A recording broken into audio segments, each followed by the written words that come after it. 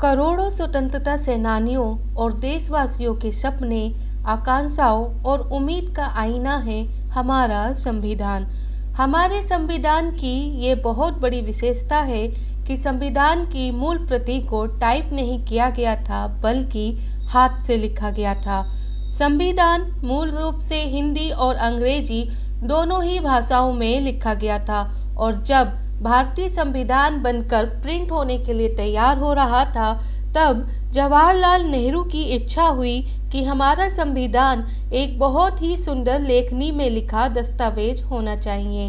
वे इसे प्रिंट कराने के बजाय हाथ से लिखवाना चाहते थे, अतः उन्होंने फ्लोइंग इटैलिक स्टाइल में हाथ से लिखवाने के लिए श्री प्रेम बिहारी नारायण रायजादा से संपर्क किया, जो उस दौर के जाने माने कैलीग्राफर थे।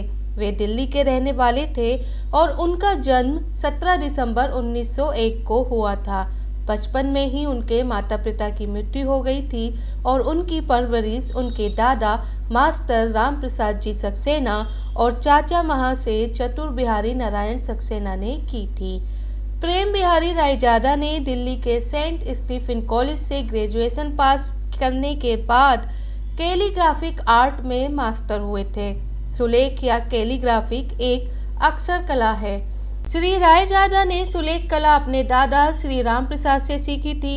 उनके दादा अंग्रेजी और फारसी के मशहूर विद्वान थे। उनके बारे में कहा जाता है कि उन्होंने अंग्रेजों को भी फारसी का ज्ञान दिया था। जब जवाहरलाल नेहरू ने संविधान को इटैलिक स्लो स्टाइल में लिखवाने के लिए इनसे संपर्क किया, तो उन्होंने उनकी फीस के बारे में पूछा, लेकिन प्रेम बिहारी नारायण रायजादा इतने संतोष प्रिय इंसान थे कि उन्होंने इस कार्य को हाथ में लेते समय विनम्रता पूर्वक नेहरू जी से कहा था, मुझे पैसा नहीं चाहिए, मैं अपने जीवन से पूर्णतः खुश हूँ। बस मेरी एक ही शर्त है कि मैं संविधान के हर पेज पर अपना नाम लिखूंगा और संविधान के आखिरी पन्ने पर अपना और दादाजी का नाम लिखूंगा। उनकी इस इच्छा को मान लिया गया।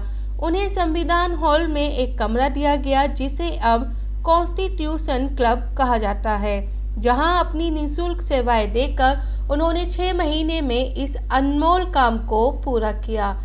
गौरतलब है कि हमारा संविधान दुनिया के किसी भी प्रभुत्व संपन्न देश का सबसे लंबा संविधान है। इसमें 395 आर्टिकल, 22 भाग, 8 अनुसूचियां और 1 प्रस्तावना है। संविधान को हिंदी और अंग्रेजी दोनों भाषाओं में प्रभावपूर्ण इटैलिक शैली में लिखते समय रायजादा ने इतनी जागरूकता से काम लिया था कि उनके लिखे संविधान में एक भी त्रुटि का निशान नहीं मिलता। उत्कृष्ट सुलेख का ये एक नायाब नमूना है। संविधान लिखने में 303 नंबर की 432 पेन होल्डर नीब का इस्तेमाल किया गया। नीब को एक लकड़ी के होल्डर में फिक्स किया जाता था और दवात में डुबोकर लिखा जाता था। संविधान की मूल प्रति को पर्चा शीट पर लिखा गया, जिनकी लंबाई चौड़ाई 16 गुना 22 थी, जो 1000 साल तक भी सुरक्षित रह सकती थी। इस मनुस्क्रिप्ट में 251 पीस और इसका वजन 3 किलो 75 ग्राम था। इसी हस्तलिखित संविधान पर संविधान सभा के सदस्यों ने हस्ताक्षर किए थे।